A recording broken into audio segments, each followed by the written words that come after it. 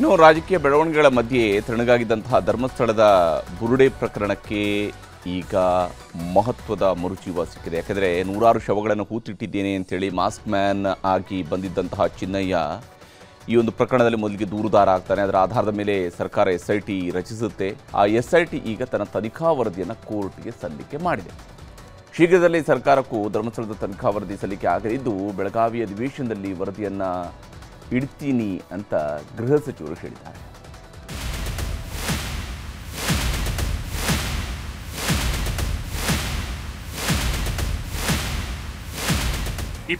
June 2025 ಶುರುವಾದ ಧರ್ಮಸ್ಥಳ ಸುತ್ತಲಿನ ಬುರುಡೆ ಪ್ರಕರಣ ಇವತ್ತಿಗೆ 153ನೇ ದಿನ ಪೂರೈಸಿದೆ. ವೈರಲ್ ಪತ್ರ ಶುರುವಾದ 28 ದಿನದ ಬಳಿಕ ಸರ್ಕಾರ SIT ರಚನೆ ಮಾಡಿತು. ಬುರುಡೆ ರಹಸ್ಯಗಳನ್ನ ಹುಡುಕಾಡಿದ SIT 36 ದಿನಗಳ ಕಾಲ ಚಿನ್ನಯ್ಯ ಹೇಳಿದ ಕಡೆಯಲ್ಲೆಲ್ಲ ಹುಡುಕಾಡಿದ್ರು. ಕೊನೆಗೆ ಆಗಸ್ಟ್ 23ಕ್ಕೆ ಚಿನ್ನಯ್ಯನನ್ನ ಬಂಧಿಸಿದ್ರು. ಇವತ್ತಿಗೆ ಚಿನ್ನಯ್ಯನನ್ನ ಬಂಧಿಸಿ ಬರೋಬ್ಬರಿ 90 ದಿನವಾಗಿದೆ. ಧರ್ಮಸ್ಥಳ ಪ್ರಕರಣದಲ್ಲಿ ಇಲ್ಲಿಯವರೆಗೂ ಆಗಿರುವ ಸಮಗ್ರ ತನಿಖೆಯ ವರದಿಯನ್ನ SIT ತನಿಖಾಧಿಕಾರಿ ಜಿತೇಂದ್ರ ಕುಮಾರ್ ದಯಾಮ ಮತ್ತು ತಂಡ ಬೆಳ್ತಂಗಡಿ ನ್ಯಾಯಾಲಯಕ್ಕೆ ಸಲ್ಲಿಸಿದೆ.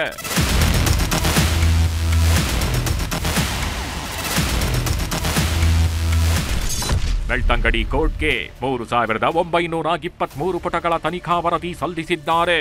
6 ತಿಂಗಳಿಂದ ಧರ್ಮಸ್ಥಳ ಸುತ್ತ ಏನೆಲ್ಲ ಬೆಳವಣಿಗೆಗಳು ನಡೆದಿವೆ, ಸರ್ಕಾರ SIT ರಚನೆ ಮಾಡಿದ ಮೇಲೆ ನಡೆದ 4 ತಿಂಗಳ ತನಿಖೆಯಲ್ಲಿ ಏನೇನಾಗಿದೆ ಅನ್ನೋ 3923 ಪುಟಗಳ SIT ತನಿಖಾ ವರದಿಯನ್ನ ಕೋರ್ಟ್ಗೆ ಸಲ್ಲಿಸಲಾಗಿದೆ.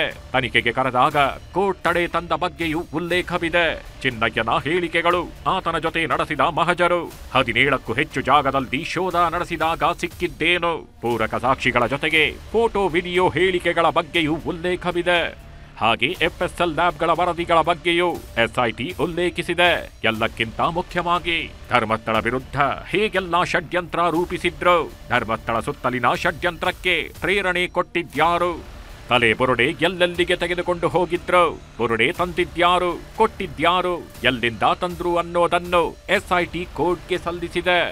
ಇನ್ನು ಧರ್ಮಸ್ಥಳ ಸುತ್ತಲಿನ ಷಡ್ಯಂತ್ರದಲ್ಲಿ ದೂರುದಾರ ಚಿನ್ನಯ್ಯ ಸೇರಿದಂತೆ 6 ಜನರ ವಿರುದ್ಧ ಷಡ್ಯಂತ್ರ ನಡೆಸಿದ್ರು ಅಂತಾನೂ ಉಲ್ಲೇಖಿಸಲಾಗಿದೆ.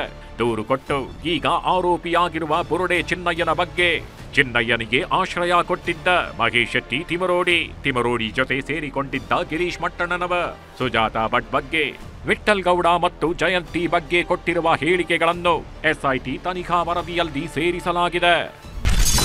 ಬೆಳಗಾವಿ ಅಧಿವೇಶನದಲ್ಲಿ ಅಸಲಿ ಸತ್ಯಗಳ ಅನಾವರಣ, ಧರ್ಮಸ್ಥಳದ ಸುತ್ತ ದೊಡ್ಡ ಮಟ್ಟದ ಷಡ್ಯಂತ್ರ ನಡೆಸಿದ್ದಾರೆ ಅನ್ನೋದು SIT ಪತ್ತೆ ಮಾಡಿದೆ. ಈಗ ಸಲ್ಲಿಸಿರುವ ತನಿಖಾ ವರದಿಯನ್ನು ಸರ್ಕಾರಕ್ಕೂ SIT ಸಲ್ಲಿಸುತ್ತಿದೆ. ಡಿಸೆಂಬರ್ 8ರಿಂದ ಬೆಳಗಾವಿಯಲ್ಲಿ ನಡೆಯುವ ಅಧಿವೇಶನದಲ್ಲಿ ತನಿಖಾ ವರದಿಯ ಪ್ರಮುಖಾಂಶಗಳನ್ನ ಜನರ ಮುಂದಿಡ್ತೀವಿ ಅಂತ ಗೃಹ ಸಚಿವ ಪರಮೇಶ್ವರ್ ಸ್ಪಷ್ಟನೆ ಕೊಟ್ರು. ಅಲ್ಲ, ಅವರಿಗೆ ಕ್ಲಿಯರೆನ್ಸ್ ಕೊಟ್ಟಿದ್ದೇವೆ ನಾವು, ಸರ್ಕಾರದಿಂದ ನಾವು ಮೊದಲೇ ಕ್ಲಿಯರೆನ್ಸ್ ಕೊಟ್ಬಿಟ್ಟಿದ್ದೀವಿ. ಅವರು ಸಬ್ಮಿಟ್ ಮಾಡೋದು ಅವರು SITನವರಿಗೆ ಬಿಟ್ಟಿರ್ತಕ್ಕಂಥದ್ದು ಮಾಡಬೇಕು. ಅವರಿಗೆ 90 ಡೇಸ್ ಇತ್ತಲ್ಲ, ಅದರೊಳಗಡೆ ಮಾಡಲೇಬೇಕಲ್ಲ ಅವರು. ಅದೇ ಅದು ಬರಲಿ, ಹೊರಗಡೆ ಬರಲಿ, ಬಂದ ಮೇಲೆ ನಿಮಗೂ ಗೊತ್ತಾಗುತ್ತೆ, ನಮಗೂ ಗೊತ್ತಾಗುತ್ತೆ. ವಾಸ್ತವಾಂಶ ಏನಿದೆ ಬೆಳವಣಿಗೆ ಅಪ್ಡೇಟ್ ಮಾಡಲೇಬೇಕಲ್ಲ ಸದನಕ್ಕೆ. ಸದನದಲ್ಲಿ ಚರ್ಚೆ ಆಗಿದೆ, ಬಹಳ ದೊಡ್ಡ ಪ್ರಮಾಣದ ಚರ್ಚೆ ಆಗಿದೆ, ಸದನಕ್ಕೆ ಮಾಹಿತಿ ಕೊಡಲೇಬೇಕಲ್ವಾ. 22 ಜೂನ್ 2025ರಂದು ಧರ್ಮಸ್ಥಳದಲ್ಲಿ ಅನೇಕ ಶವಗಳನ್ನ ಹೂಳಲಾಗಿದೆ ಅಂತ ವಕೀಲರೊಬ್ಬರು ಬರೆದ ಪತ್ರದಿಂದ ವಿವಾದ ಶುರುವಾಯಿತು. ಜುಲೈ 11ರಂದು ಬೆಳ್ತಂಗಡಿ ನ್ಯಾಯಾಲಯಕ್ಕೆ ತಲೆ ಬುರುಡೆ ಸಮೇತ ನ್ಯಾಯಾಧೀಶರ ಎದುರು ಚಿನ್ನಯ್ಯ ದೂರು ಸಲ್ಲಿಸಿದ್ದ.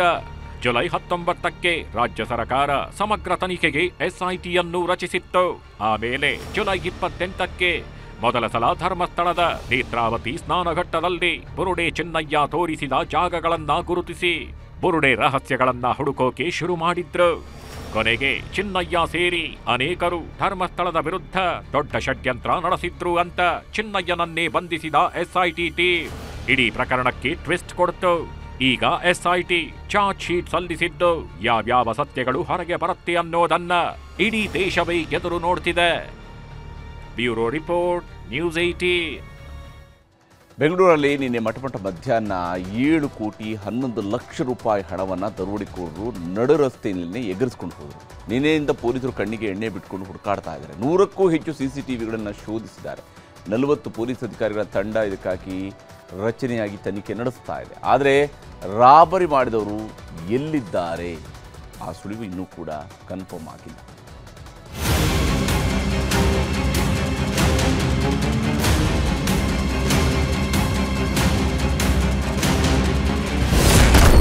ಮೂರು ಟೀಮ್ 3 ವ್ಯಾನ್ ಖಾಕಿಗೆ ಎರಚಿದ್ರು ಮಂಕುಬೂದಿ.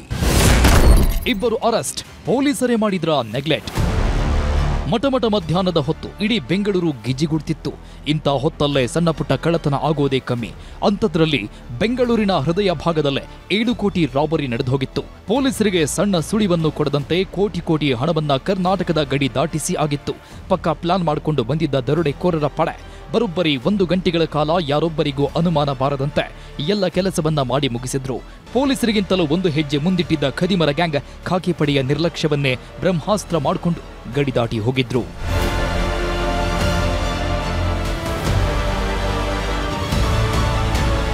ಬೆಂಗಳೂರಲ್ಲಿ ನಡೆದ ಕೋಟಿ ರಾಬರಿಯ ವಿಷಯ ಪೊಲೀಸರಿಗೆ ಗೊತ್ತಾಗಿದ್ದೇ ಲೇಟು. ಒಂದು ವೇಳೆ ಗೊತ್ತಾಗ್ತಾ ಇದ್ದಂತೆ ಪೊಲೀಸರು ಕ್ವಿಕ್ ಆಗಿ ಅಖಾಡಕ್ಕಿಳಿದಿದ್ರೆ ಕೆಲ ಆರೋಪಿಗಳನ್ನಾದರೂ ಬೇಗ ಹಿಡಿಬೋದಿತ್ತು. ಆದ್ರೆ ಮಾಹಿತಿ ಬಂದ 1 ಗಂಟೆ ಪೊಲೀಸರು ವೇಸ್ಟ್ ಮಾಡಿದ್ರು. ಹೀಗಾಗಿಯೇ ಎಲ್ಲ ಆರೋಪಿಗಳು ಈಸಿಯಾಗಿ ಬೆಂಗಳೂರು ಬಿಟ್ಟು ಹೋಗಿದ್ದು. ಯಾವಾಗ ಇದು ಪೊಲೀಸ್ ಇಲಾಖೆಗೆ ದೊಡ್ಡ ಸವಾಲಾಯಿತೋ 4 ಜನ ಜಂಟಿ ಪೊಲೀಸ್ ಆಯುಕ್ತರು, 18 ಜನ ಡಿಸಿಪಿಗಳು, 20ಕ್ಕೂ ಹೆಚ್ಚು ಎಸಿಪಿಗಳು ಹಾಗೂ ಇನ್ಸ್ಪೆಕ್ಟರ್ಗಳು ಸೇರಿ 50ಕ್ಕೂ ಹೆಚ್ಚು ಜನ ಒಂದೇ ಕೇಸ್ನ ಹಿಂದೆ ಬೀಳುವಂತೆ ಮಾಡಿತ್ತು. 1 ಗಂಟೆ ಕಣ್ಮುಚ್ಚಿ ಕುಳಿತಿತ್ತು ಖಾಕಿ ಪಡೆ. ಸರಿಯಾಗಿ ಮಧ್ಯಾಹ್ನ 12:36ರ ಸಮಯ ಸಿಎಂಎಸ್ ವಾಹನವನ್ನ ಅಡ್ಡ ಹಾಕಿದ್ದ ಖದೀಮರು ಡೈರಿ ಸರ್ಕಲ್ನ ಫ್ಲೈಓವರ್ ಮೇಲೆ ಕರ್ಕೊಂಡು ಹೋಗಿ ಅಲ್ಲಿಯೇ 7 ಕೋಟಿ 11 ಲಕ್ಷ ಹಣವನ್ನ ಇನೋವಾ ಕಾರಿಗೆ ಶಿಫ್ಟ್ ಮಾಡಿದ್ರು. ತಾವು ದರೋಡೆ ಮಾಡಿದ ವಿಷಯ ಎಲ್ಲೂ ಹೊರಗೆ ಲೀಕ್ ಆಗಬಾರದು ಅಂತ ಸಿಎಂಎಸ್ ಸಿಬ್ಬಂದಿಯನ್ನ 2 ಕಾರಿನಲ್ಲಿ ಲಾಕ್ ಮಾಡಿಕೊಂಡಿದ್ರು. ಇನೋವಾ ಕಾರು ಬೆಂಗಳೂರಿನ ಹೊರವಲಯಕ್ಕೆ ಹೋಗೋವರೆಗೂ ತಮ್ಮ ವಶದಲ್ಲೇ ಇಟ್ಕೊಂಡಿದ್ರು.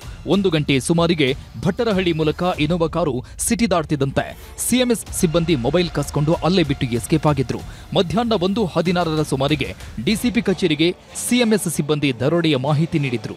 ಆದರೆ ಪೊಲೀಸರು ಮಾತ್ರ ಪ್ರಕರಣ ದಾಖಲಾಗಲಿ ಅಂತ ಅಲರ್ಟ್ ಆಗಲೇ ಇಲ್ಲ. 2 ಗಂಟೆ 20 ನಿಮಿಷಕ್ಕೆ ವೈರ್ಲೆಸ್ ಮೂಲಕ ಎಲ್ಲ ಕಡೆ ಅಲರ್ಟ್ ಮೆಸೇಜ್ ಕಳಿಸಿದ್ರು. ಆದರೆ ಅಷ್ಟೊತ್ತಿಗಾಗಲೇ ಆರೋಪಿಗಳು ಎಸ್ಕೇಪ್ ಆಗಿತ್ತು. ಇದಾದ್ಮೇಲೂ ಕೂಡ ಪೊಲೀಸರು ಫಾಲೋ ಮಾಡಿದ್ದು ಬರೀ ಇನೋವಾ ಕಾರನ್ನಷ್ಟೇ. ಹೀಗಾಗಿ 2 ಕಾರಿನಲ್ಲಿದ್ದ ದರೋಡೆಕೋರರು ಈಸಿಯಾಗಿ ಎಸ್ಕೇಪ್ ಆಗಿದ್ರು.